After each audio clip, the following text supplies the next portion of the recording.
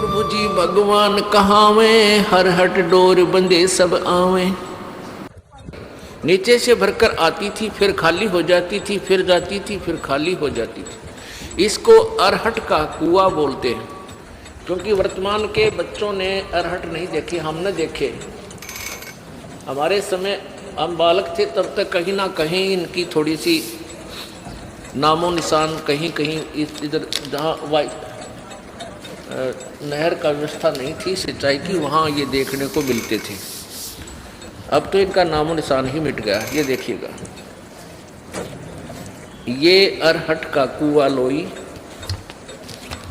ये देखिएगा अरहट, रहट देसी भाषा में रहट कहा करते हैं, वैसे हरहट भी बोलते हैं।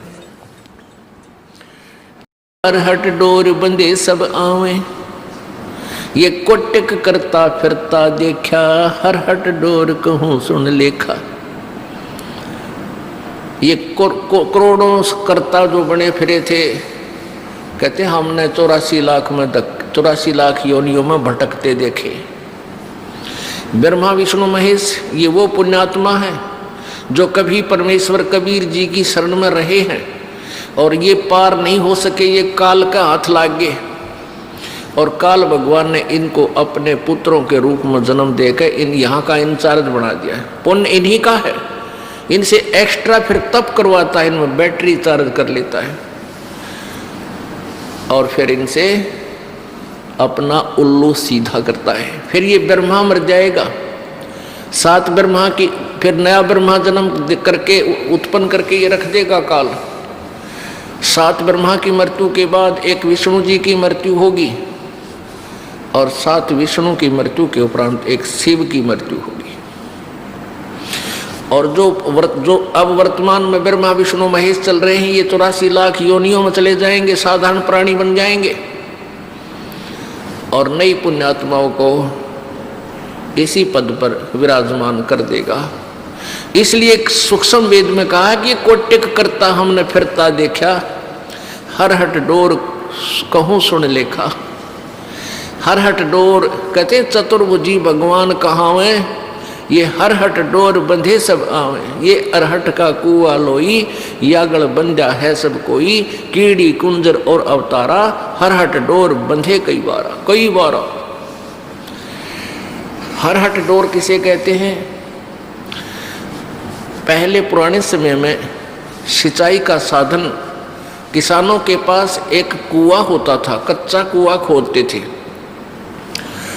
बहुत गहरा होता था। उस कुएं के ऊपर एक पक्का स्ट्रक्चर बनाते थे दूरी से और उसके बीच में एक पुली लगाते थे, एक पुली, और उसके ऊपर एक चैन डाल देते थे जो नीचे जल तक जाती थी। उस चैन की चौड़ाई लगभग 1 फुट होती थी। उस चैन के ऊपर, उस बेल्ट के ऊपर बाल्टियां फिक्स कर देते थे, बाल्टियां, और उन वो बाल्टियां नीचे से फिर उस पुली को घुमाया जाता था बैलों के द्वारा, जैसे कोल्हू चलाया जाता है। वो बाल्टी नीचे से पानी भरकर आती थी, ऊपर खाली हो जाती थी, वो जल खेतों में चला जाता था।